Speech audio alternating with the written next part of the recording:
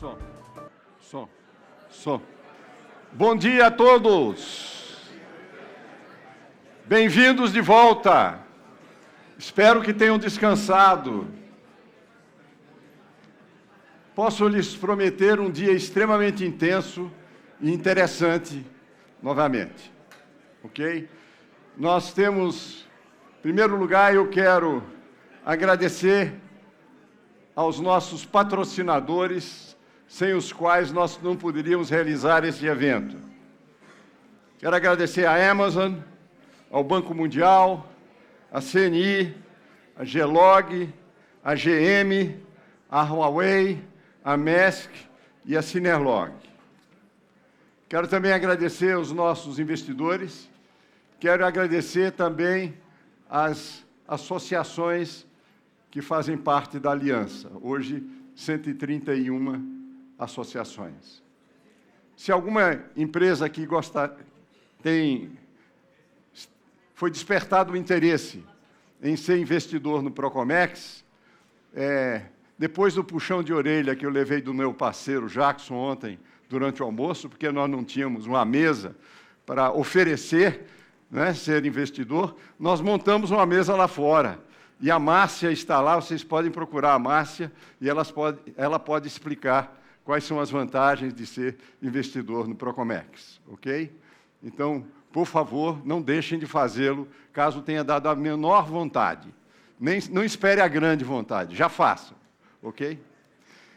Bem, nós temos um programa bastante intenso hoje, e nós vamos começar o dia com a palestra de uma pessoa que vai nos dar uma visão de como os temas que nós escolhemos para esse seminário são totalmente integrados. Quando nós começamos a montar esse evento, obviamente ele é um evento em que o foco é o Programa OEA brasileiro. Foi assim que ele nasceu há 9 anos atrás, ou melhor, há 9 versões atrás. Tá? Na verdade, nós vamos completar 10 anos com este programa no ano que vem. Aliás, 10 anos de OEA e 20 anos de Procomex. Então, março do ano que vem, esse evento nós vamos transferir para março. Se preparem, por favor, já reservem nas suas agendas, bloqueiem as suas agendas. Nós vamos depois definir local e data, mas já estamos definindo que será em março. Vamos celebrar os 10 anos do Programa OEA e os 20 anos da existência do Procomex. Tá?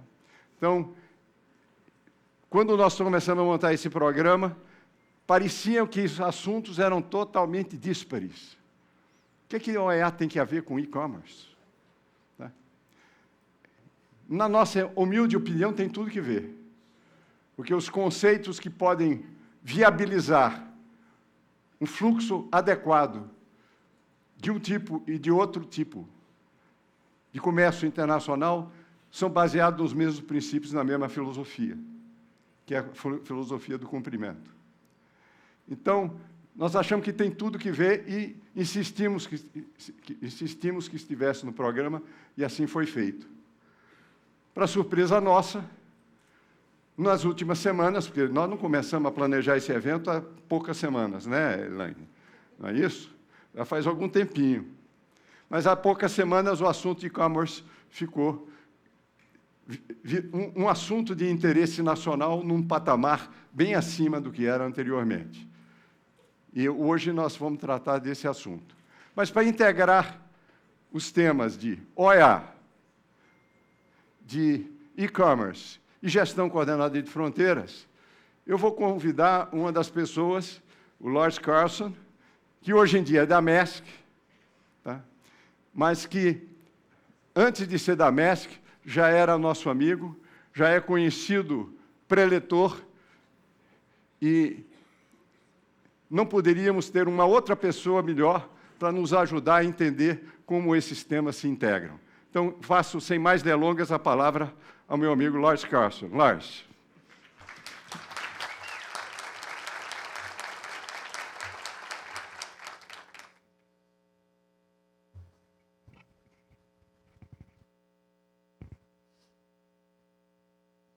Bom dia. Bom dia.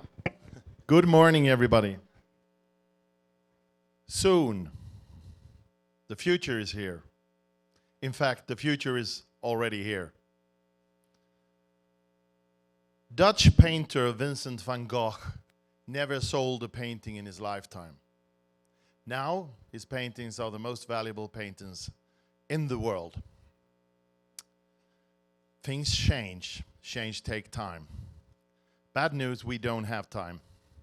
Because this is what we see in the world when we talk to our clients as Maersk all around the world. We see that there is no new normal after the pandemic. There's only new crisis. This is where we live. The world we live in. Challenges. There has been more than 7,000 trade barriers in the 70 largest economy of the world in 10 years. We see not only a global pandemic, we see trade wars, we see container ships stuck in the sand, we see Brexit, we see a lot of conflicts around the world. We also see trade compliance becoming more important. To mitigate all of these trade barriers, we have invented the instrument of free trade agreements. To date, there are more than 600 free trade agreements. Do you know them all? No, we don't. There are studies showing that we use only 55 to 60% of the free trade agreements. 40% after 6-7 years of negotiations is never used. We know today that 70% of goods in international trade are moved in global value chains. It means that goods are passing through borders 4 to 5 times during even a production cycle, made in the world. That put tremendous pressure on borders, on customs, on border agencies, of handling this in a correct way. We also knew that during the last years of disturbance of supply chains, and we know it better than everybody else, you knew as well, that the resilience of supply chains has been a huge challenge over the last years. But when we have studied this, we have also seen that 20% or more, even 22% of the delays and disturbance at borders could have been prevented. Has nothing to do with container ships being in the wrong place or queuing up outside ports. Has to do with customs. Bad customs planning, not having the right HS classification code, not having trade compliance, not doing the right things. So HS classification is becoming more important. It's always been important. The magic customs code regulates everything passing a border. Duties, tax, indirect tax, regulations, restrictions, sanctions, all of it. And still we don't do it right. So when we work with customers, we find 70% right, 75, 65% right. And of course, if they're not right, there will be delays. So we are also overpaying on customs duties. 5 to 6%, study shows, average of a company a year. A lot of money.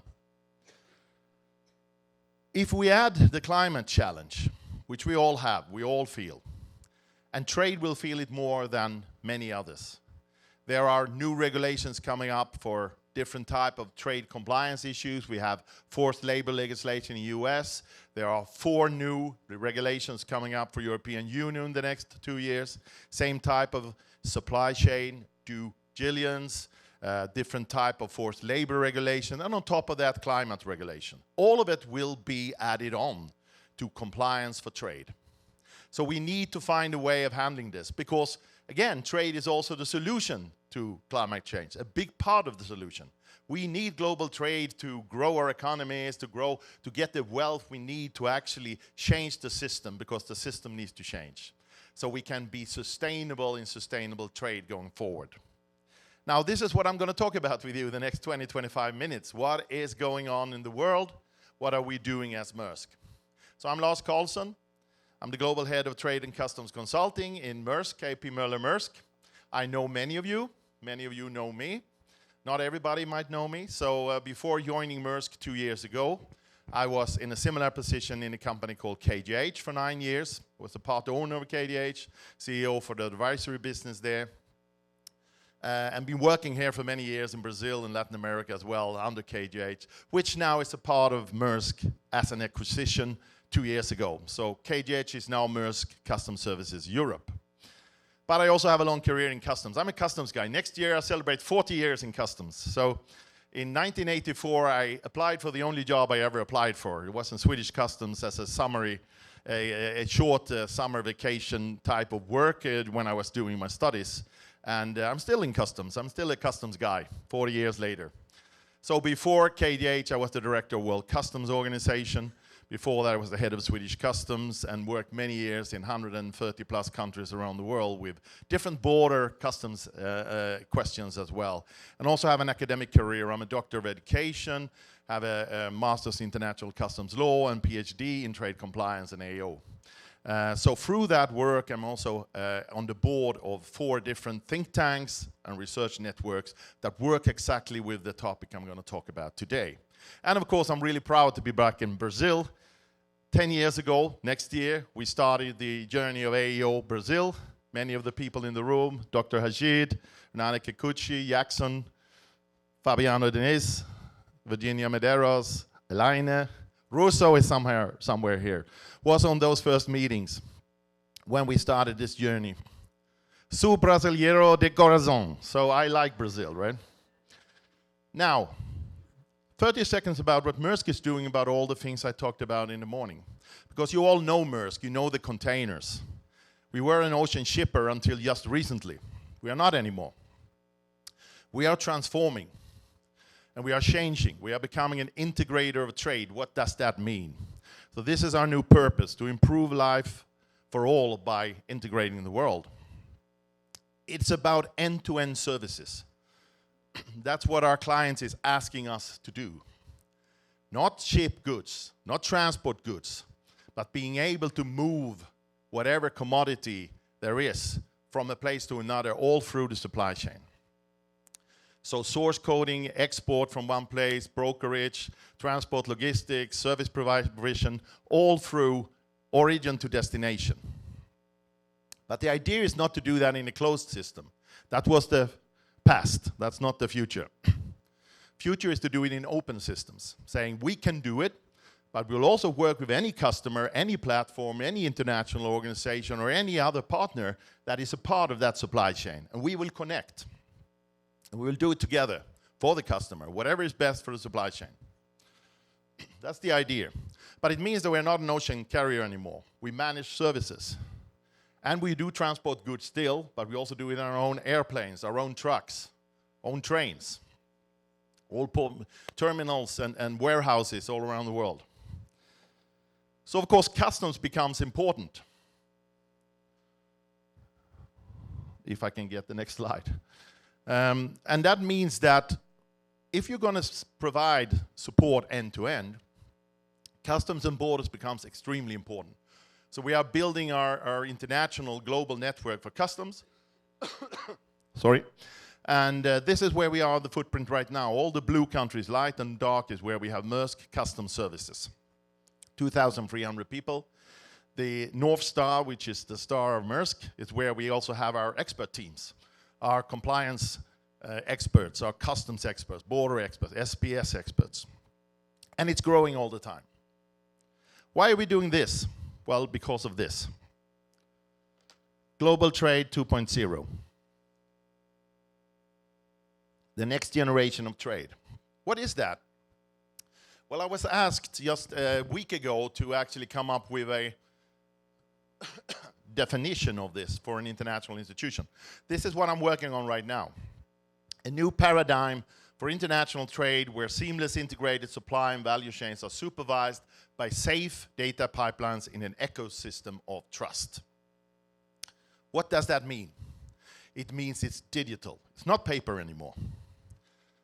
Better than that, the digital, what does that mean? It doesn't mean we make papers electronic. It means we change the process.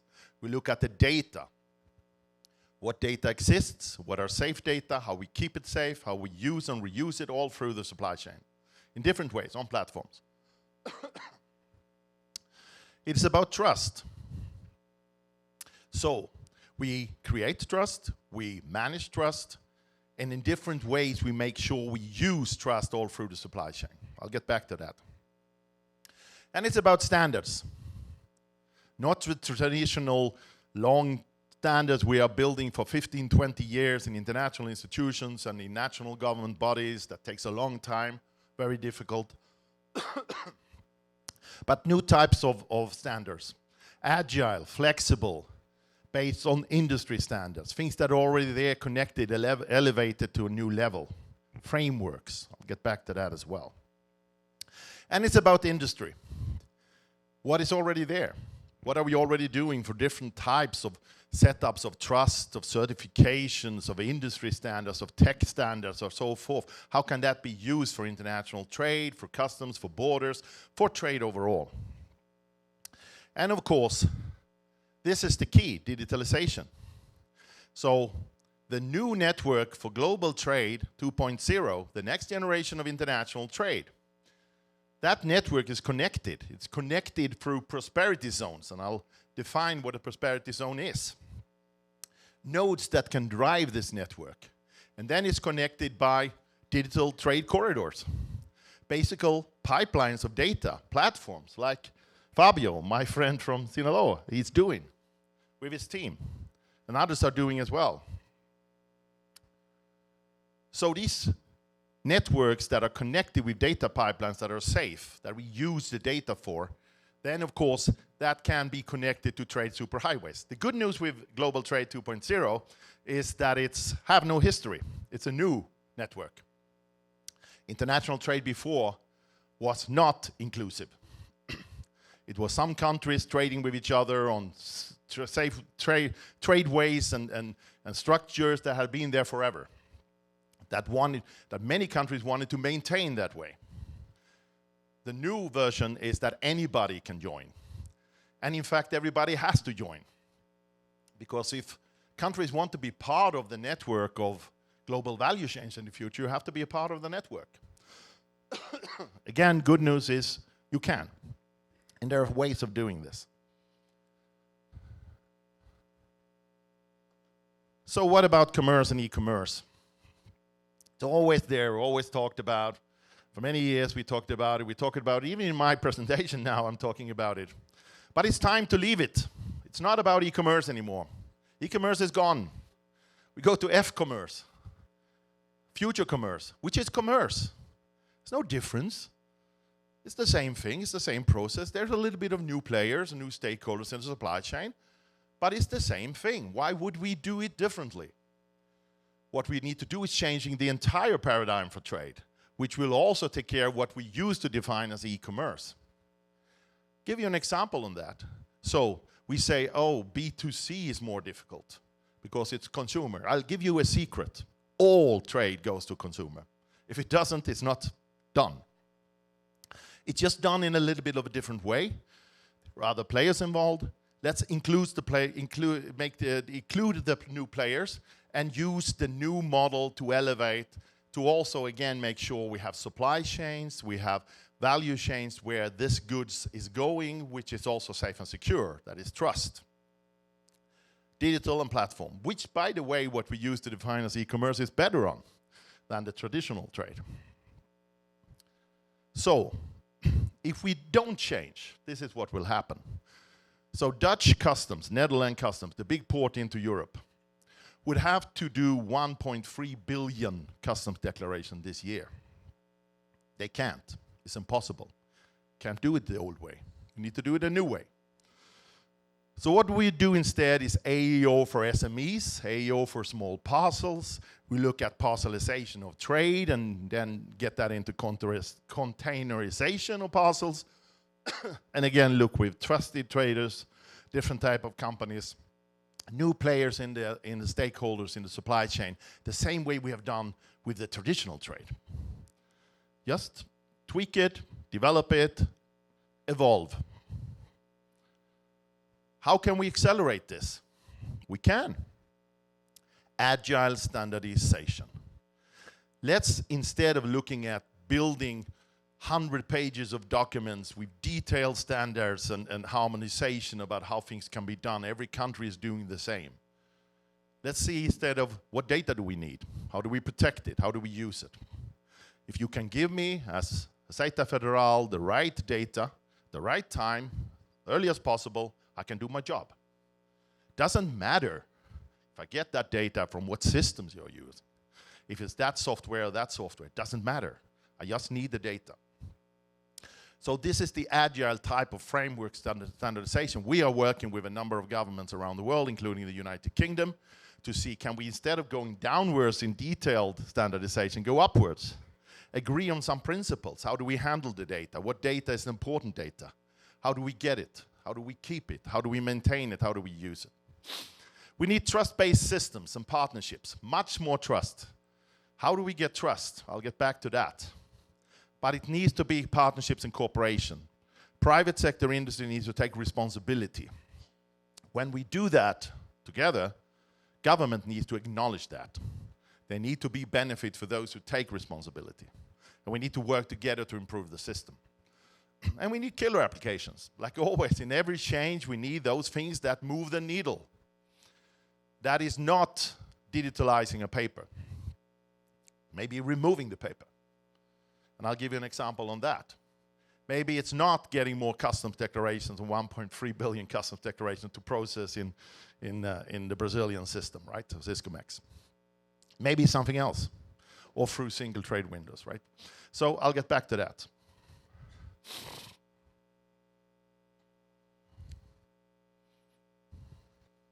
Next slide, please. So what about trust? Because trust is important. So we can't even get trust, at least not on the screen. That's a problem. How are we doing up there? There it comes. So, trust is something brilliant. It's the big word for the future. Trust is never given. Trust is earned. You can only earn trust. How do you do that in a trade? You do it through trade compliance. You show trade compliance. You show that you know what you're doing. And if you earn that trust, you should also be given trust back. So it goes two ways. Trust is not a one-way street. So of course, if we have trade compliance companies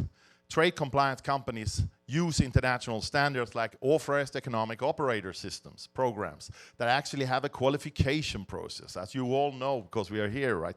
Accreditation, certification, monitoring, management, evaluation.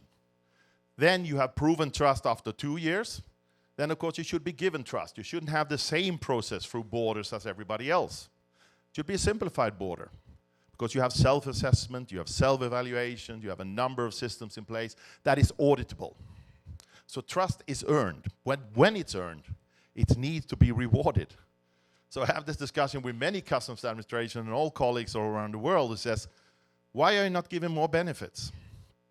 It's difficult and so forth, and with the new transactions are coming in. I said, well, you have transactions from this company that is an AEO 15 years in your systems. How many controls have you done? How many results have you had for those controls? Why is that not the fundamental part of the risk management you're doing for the future? And to be honest, we are not doing that. We need to start doing that. Because that's how we will use our resources best to target those who are not trusted traders and never will be. It's a heavy presentation, it doesn't move. So what is happening on AEO? This is what happens on AEO, a lot of things. So there's 172 countries now signing up for the Safe Framework of Standards with Iron, Ernani, and others work within the WCO in the day. 130 AEO, Trusted Trader programs. More than 100 mutual recognition agreements. More than 100,000 AEO entities, not companies, but companies that actually have different type of certifications for AEO. It's growing. And we see a new standard, updated standard from the WCO 2.0, more inclusive, more parts of the stakeholders. We see the most important things is the two next bullet points. That is, AEO is getting digital and AEO is getting connected. These are the two key things. But there's also AEO for small parcels, AEO for post, AEO for free zones, a number of things that will connect this ecosystem and network even more.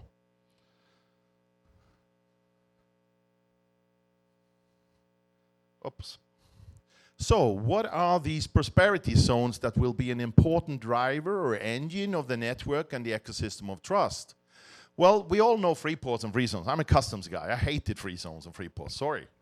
Because it's an instrument that per definition in the past were outside the customs territory. So customs did not control it. You need to control it in and out of the free port. Had its merit, did work well in many countries, but we are seeing something totally different today. Today there are 5,000 free zones and free ports and special economic zones around the world. They are very different from each other, but we have not treated them differently. So last 3 or 4 years, we started to work on doing that, segmenting the terminals, the free zones, the free ports, the different type of bonded warehouses in different ways, just like we did with the rest of the stakeholders in the supply chain.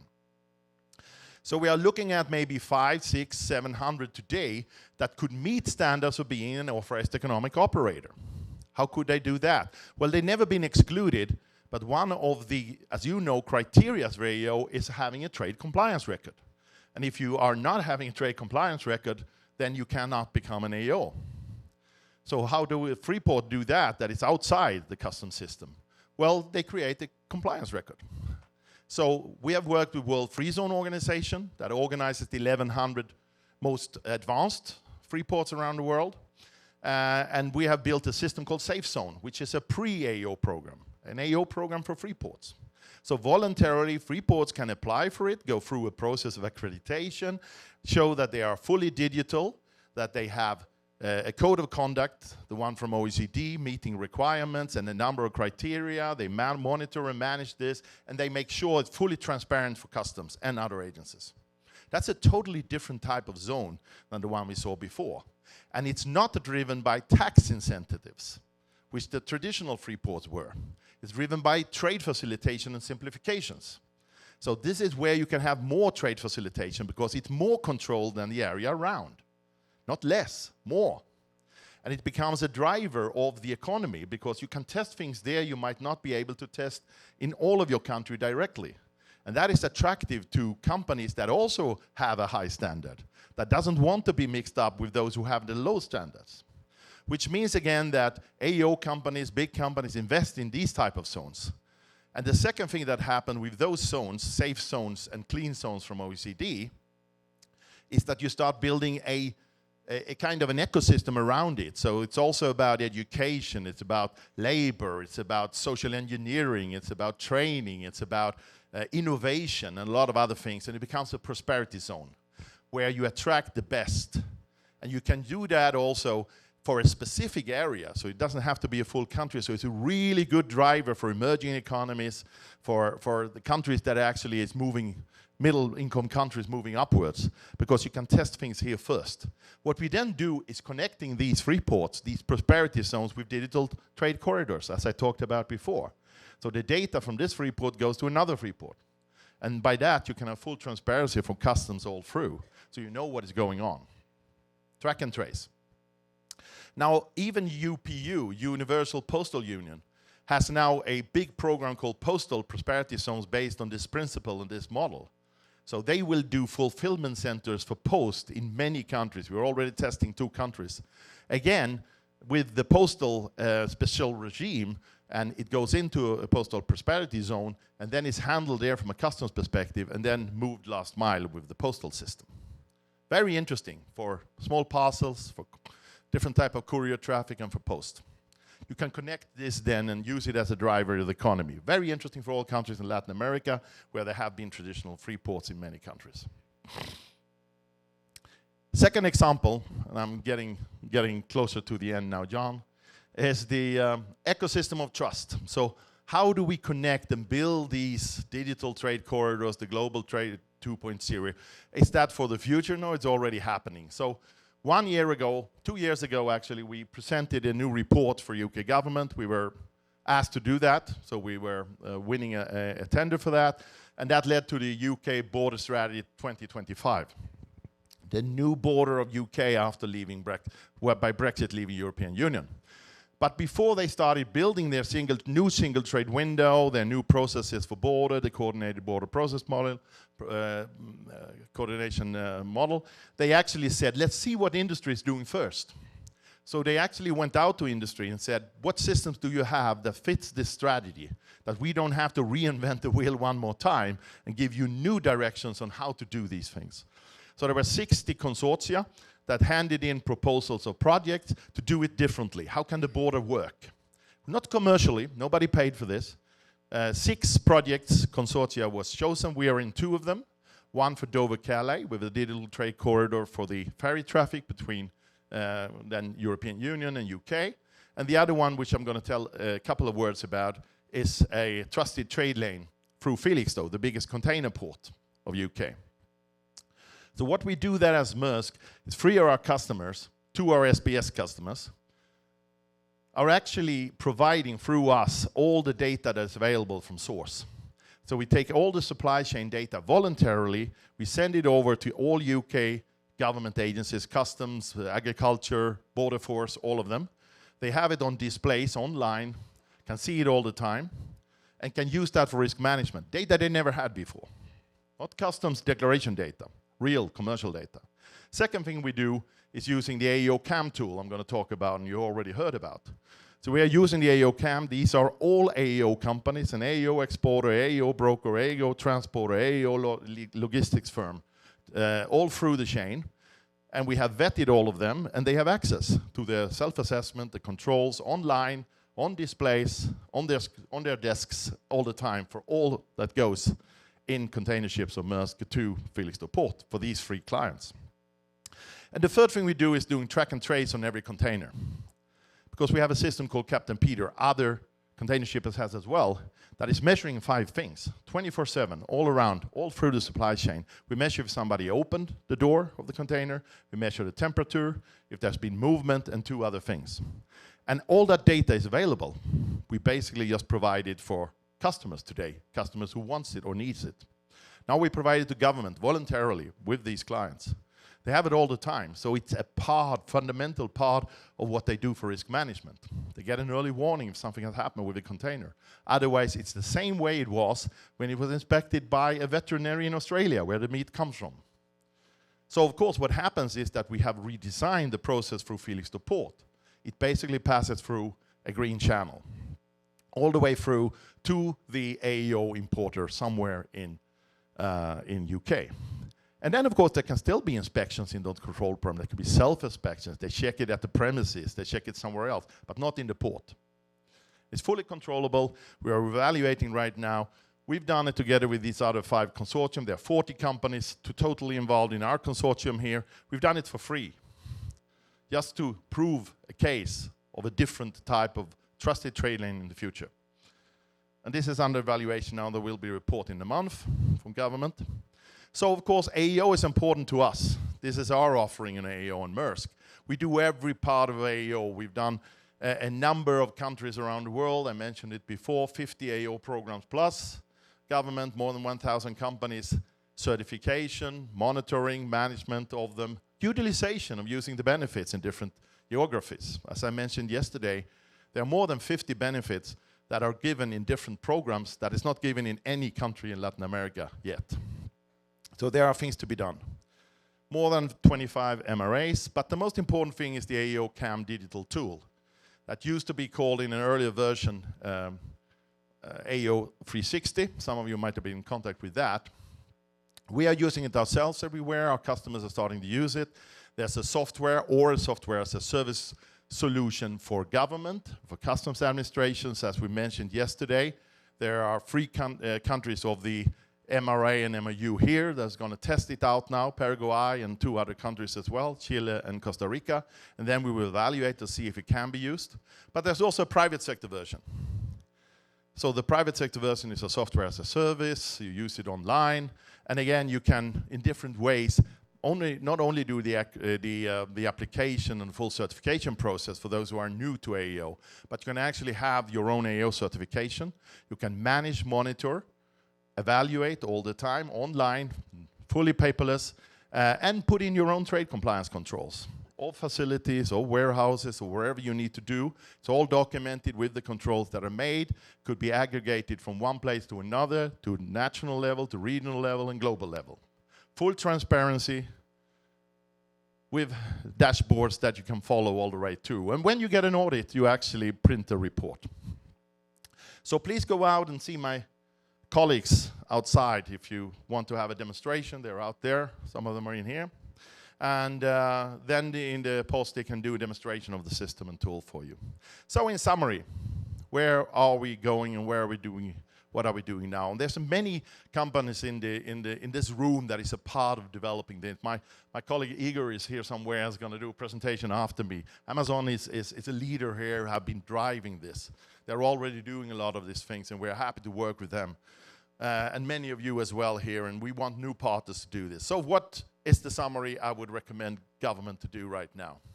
First, get AO digital one way or another. I presented one way to do it. There are other ways of doing it. Important thing, get digital.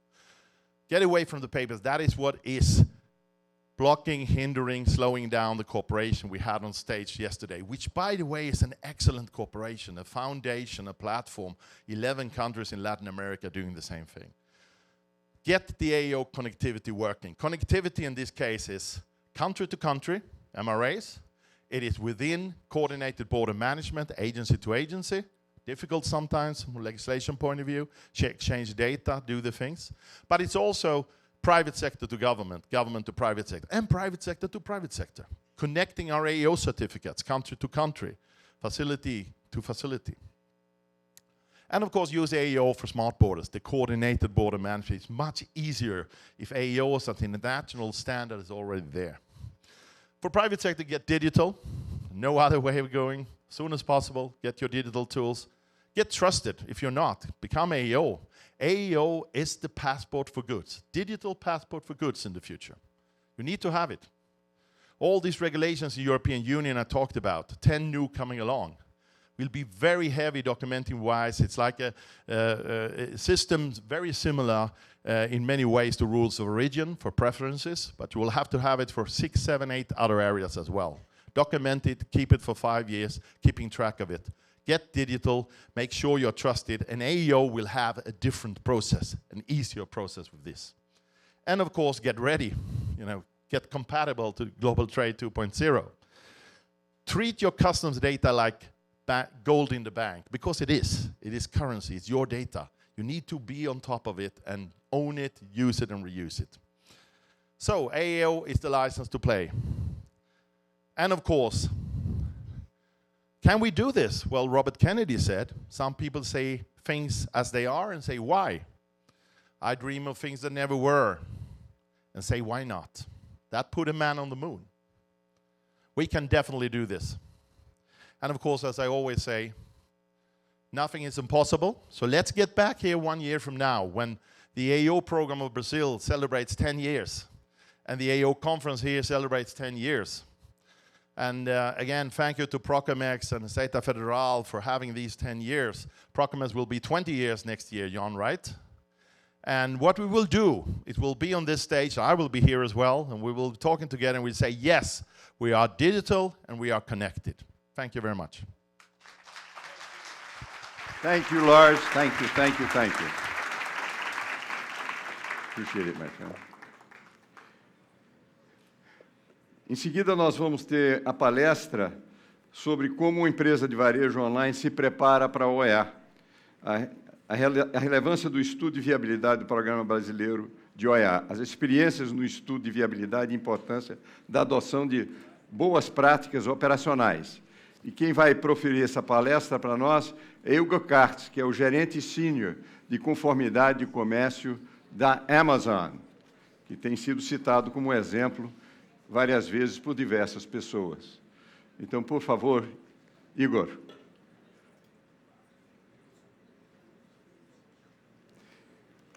Nós agora vamos entrar num capítulo sobre e-commerce. E eu gostaria de mencionar rapidamente, vocês devem lembrar que o ano passado nós colocamos e-commerce na agenda da reunião do seminário do ano passado. Nós já estávamos começando um trabalho, um grupo de estudos, porque o Procomex tem grupos de estudos sobre temas específicos, e um que nós decidimos adotar foi sobre e-commerce. Não que, de repente, caiu do céu uma inspiração, mas sim por fazermos parte do grupo de setor privado da OMA, sabíamos que esse tema estava em discussão de forma muito intensa, a nível internacional. Quando presidente daquela comissão, nós tivemos a oportunidade de montar um grupo de estudo de e-commerce, isso nos idos de 2016 e 2017, que depois virou o grupo conjunto, dentro da OMA, dos aduaneiros junto com o setor privado de e-commerce. E criou o marco, que é um marco dinâmico e está ainda em desenvolvimento. E era evidente que a estrutura normativa que tinha no Brasil também não estava adequada a essa nova realidade. Mas como viabilizar, buscar mudanças nessa área? Então, nós convidamos as empresas que atuam nessa área, 28 empresas, se reuniram conosco desde novembro de 2021 até 2, 3 semanas atrás. Foram 27 reuniões extremamente intensas. Foi mapeado o ESIS do processo, como funciona hoje, e com o mesmo grupo foi desenvolvida uma proposta de como poderia ser. E o grande desafio, obviamente, é aonde buscar os dados, quem pode suprir os dados, em que momento esses dados podem ser supridos, e assim por diante. E foi preparado um relatório, que foi dado para a Receita Federal, e foi um dos insumos para a nova instrução normativa, que foi publicada em dezembro do ano passado. E uma das empresas que participou ativamente desse esforço foi, entre outras, foi a Amazon. E o Igor teve um papel fundamental nisso, e eu convido o Igor, então, para assumir o pódio aqui e nos proferir sua palestra.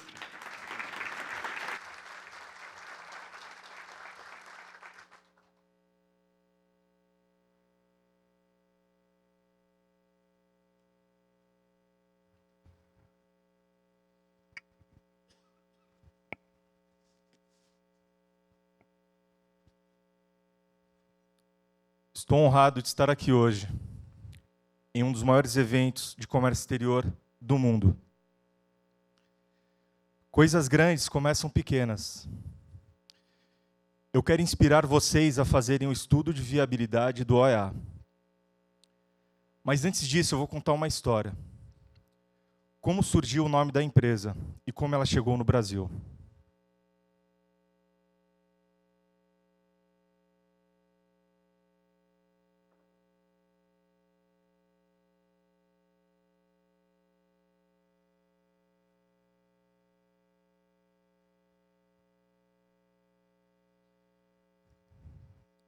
Não é à toa que eu escolhi a vista aérea do Rio Amazonas. Em 1994, o nosso fundador, Jeff Bezos, enquanto pensava no nome da nova empresa, decidiu que ela começasse com a letra A, por causa dos algoritmos de classificação alfabética. Ele inicialmente pensou em cadabra, de abracadabra, mas aí confundiram com cadáver. Ele escolheu Amazon, porque a floresta amazônica é exótica e diferente, assim como ele queria que sua loja fosse. Além disso, o Rio Amazonas é o maior do mundo, e Bezos aspirava que sua empresa se tornasse a maior livraria do mundo. E esse foi o início da Amazon.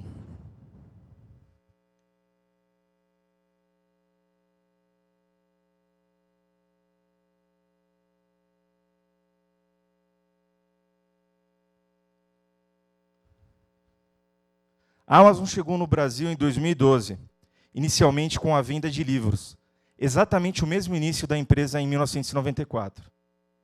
A Amazon opera no Brasil em 3 pilares: varejo e marketplace, serviços de streaming, vídeo, música, livros e games, e serviços de computação em nuvem, com a AWS. Por meio do site amazon.com.br, a empresa atua no varejo virtual e no marketplace com 11 centros de distribuição, 14 estações de entrega em 12 estados brasileiros. Hoje temos mais de 600 mil metros quadrados de capacidade instalada.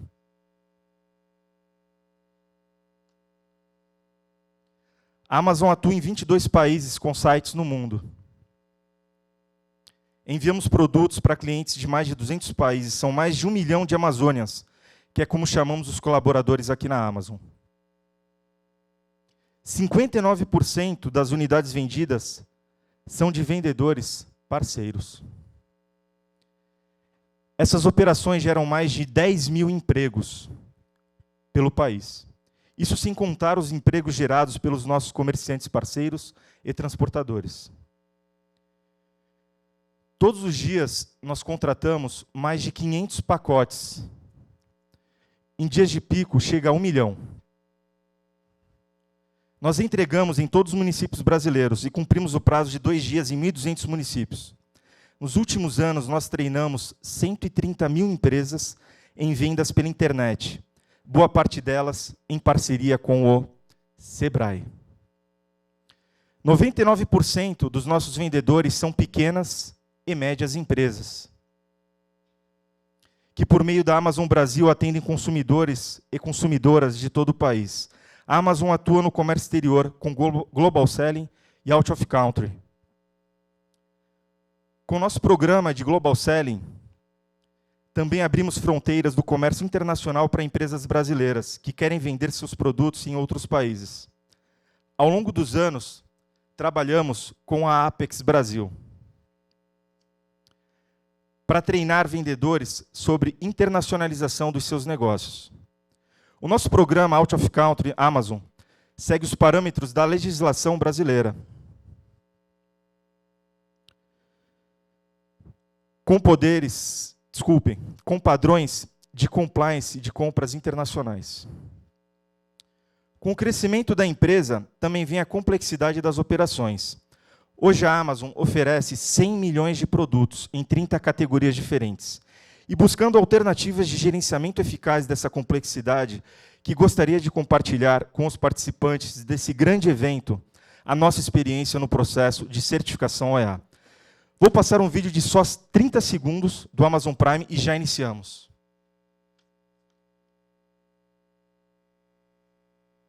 Aí, pronto. Vai chegar de graça na casa do meu pai. Peraí, você tem frete grátis na Amazon? Aham, tenho. Mas é porque é famoso, né? Não, rapaz, é porque eu assino o Amazon Prime. Tem frete grátis para um monte de produto e chega tudo rapidinho. Ah, é? É, e ainda tem filmes e séries no Prime Video que você pode assistir a hora que quiser. É mesmo? E tudo isso numa só assinatura.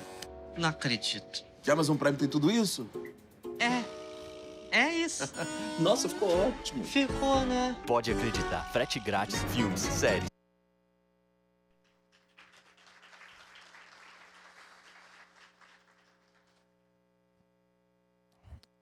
A Amazon e seu estudo de viabilidade. Imagine uma receita de bolo. Vou revelar os ingredientes dessa receita. A maneira como a Amazon vem buscando essa certificação tão importante. Vamos juntos.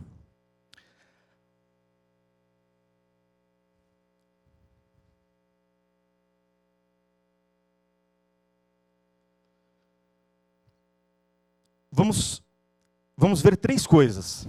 A bússola,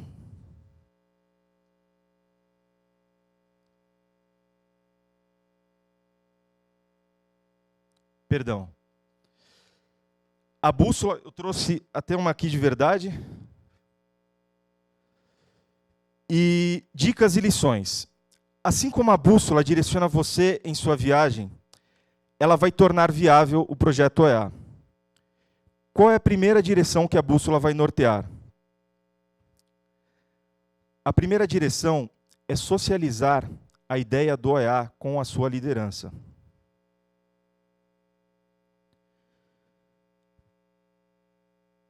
E como você faz isso com líderes que não têm familiaridade com o comércio exterior? Às vezes você acha que um evento explicando o OEA vai resolver.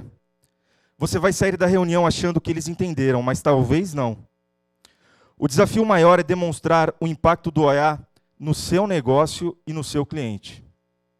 Por exemplo, se você explicar para a sua liderança que a agilidade ocorrerá com a parametrização imediata dos canais aduaneiros, talvez não atinja o resultado esperado. Enquanto se você explicar que a agilidade vai melhorar a experiência do seu cliente e aumentar as vendas da sua empresa, pode ser melhor. Com a liderança apoiando sua ideia, vai facilitar as discussões e entrevistas com os pontos focais do OEA. Portanto, socialização da ideia do OEA para a liderança é indispensável, porque é ela que vai auxiliar você a cumprir os objetivos. Qual a próxima direção que a bússola vai apontar? Na direção de fazer um diagnóstico, para verificar o quanto sua empresa está aderente ao programa.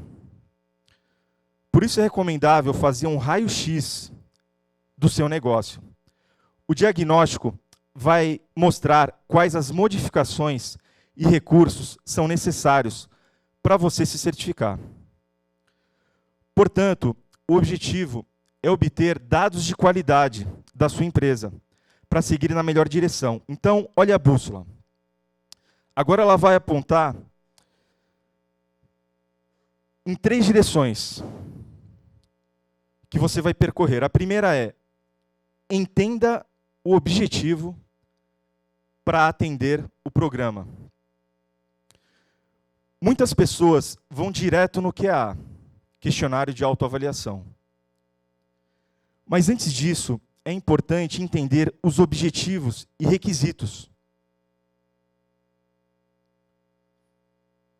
Imagine que você cumpriu um checklist de responder uma questão do QA. Será que isso basta? Ou será que ter o objetivo desse requisito vivo na cultura da sua empresa não é mais importante?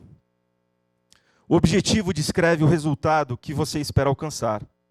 Por exemplo, evitar reincidência de infração à legislação aduaneira, enquanto que o requisito seria adotar medidas destinadas para prevenir a recorrência de infrações graves. Entender os objetivos e requisitos do OEA é como entender as regras e estratégias de um jogo de futebol antes de você entrar em campo. Preencher o questionário de autoavaliação QA sem entender os objetivos e requisitos é como chutar uma bola sem um objetivo claro. Sim, você está jogando, mas será que está jogando efetivamente? O objetivo é o gol que você quer marcar, como evitar reincidência da infração à legislação aduaneira. O requisito é a estratégia, é o movimento que você faz para marcar esse gol, como adotar medidas destinadas a prevenir a recorrência de infrações graves. No OEA conformidade, você terá que responder 13 objetivos. Os gols que você quer marcar. 55 requisitos. Os movimentos que você precisa fazer para marcar esse gol.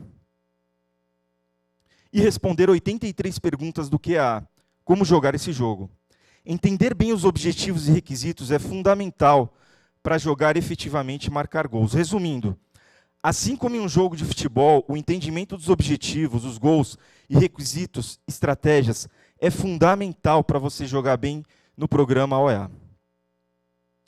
Espero que essa simplificação seja útil para a sua compreensão dos objetivos e requisitos. O programa OEA, ele vai apontar agora na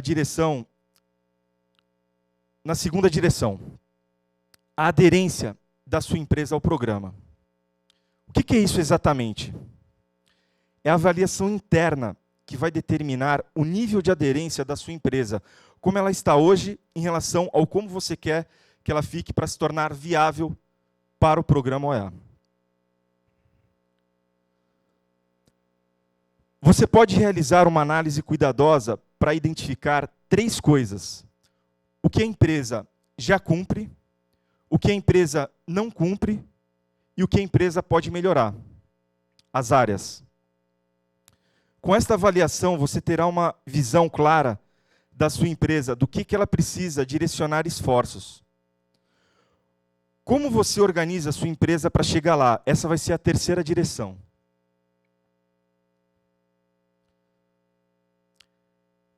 Elaborar o plano de trabalho e mãos na massa.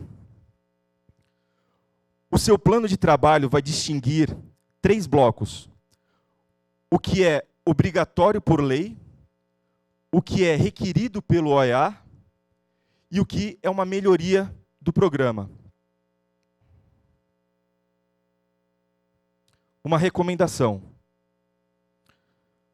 Após estabelecer essas 3 distinções, você pode priorizar as tarefas e organizá-las. Uma maneira simples de fazer isso é classificar como subprojetos. Então, OEA, um projeto maior. E agora, subprojetos. Pequeno, médio ou de grande esforço. Isso vai auxiliar você a estimar o tempo e recursos necessários para cumprir o objetivo de cada tarefa. Essa análise é super importante para você explicar o escopo e conseguir a parceria da sua liderança, entregando uma justificativa fundamentada para cada solicitação. Agora que você já tem as 3 coordenadas para se tornar viável o OEA na sua empresa, então são elas: entenda o objetivo para atender o programa, aderência da empresa ao OEA e plano de trabalho. Eu vou dar 3 dicas. Adaptação. Através do estudo OEA, sua organização, seja ela pequena ou grande, terá a oportunidade de aprimorar seus processos e garantir que a conformidade atenda padrões de comércio internacional. O tamanho da sua empresa não é um fator determinante para obter a certificação OEA. Você pode pensar que empresas maiores têm mais facilidade. Talvez você esteja equivocado.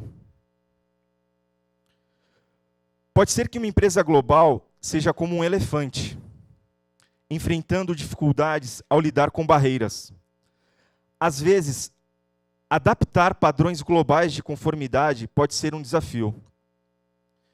No entanto, uma empresa pequena ou média é como uma raposa, rápida e ágil, pronta para se adaptar às mudanças exigidas quando da implementação do OEA.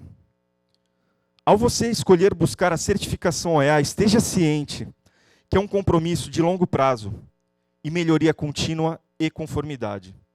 A segunda dica: crie processos mais eficientes.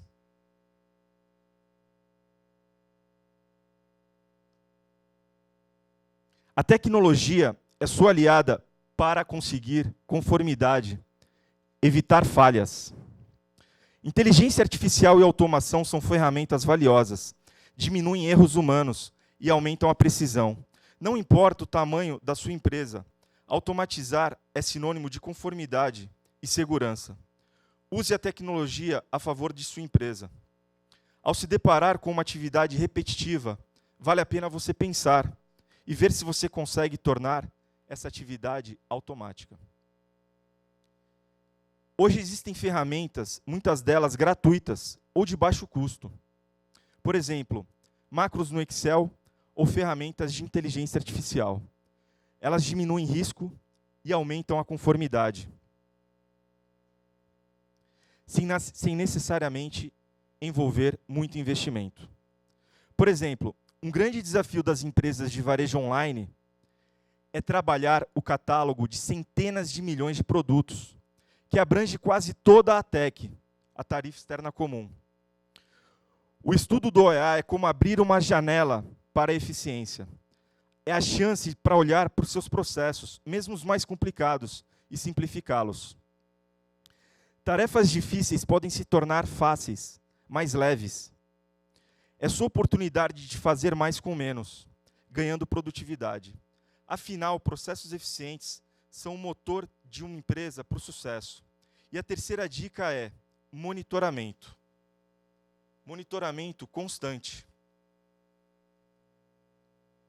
Mesmo antes de sua adesão ao programa OEA, é importante pensar no monitoramento da sua empresa. Assim como um casamento, a confiança é construída ao longo do tempo. O monitoramento é a ferramenta para garantir essa confiança. Afinal, com grandes poderes, vem grandes responsabilidades. Através dele, você assegurará a conformidade aos regulamentos aduaneiros, identificará desvios rapidamente e vai agir para corrigi-los. Assim que você manter um relacionamento sólido com as autoridades aduaneiras. assegurando a eficiência e a reputação da sua empresa no comércio exterior. Agora vem a lição final. Menos é igual a mais. Porque uma empresa de menor porte pode ter mais facilidade de atender os requisitos do OEA do que uma empresa grande. Cada escolha de você investir em conformidade não é um custo, mas sim um investimento em competitividade, credibilidade e reputação, que vão impactar diretamente na experiência do seu cliente. E a última lição. Se você jogar uma semente hoje no OEA, amanhã pode se tornar uma árvore.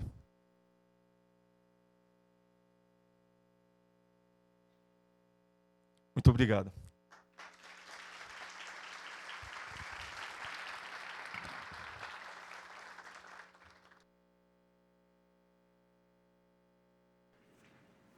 Muitíssimo obrigado, Igor.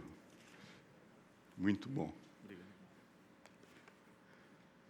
Pessoal, eu queria reconhecer as entidades que fazem parte do Procomex. Então, vou passar rapidinho os slides com os logos das entidades que compõem a Aliança Procomex. A elas nós somos extremamente gratos. Desculpa, o último slide, na verdade, já é das empresas que investem. E se o seu logo não está aqui, eu encorajo a conversar com a Márcia lá fora, aliás, ela está aqui, mas ela vai estar lá fora no coffee, não é? Para poder ver como é que você coloca seu logo nesse slide. Tá?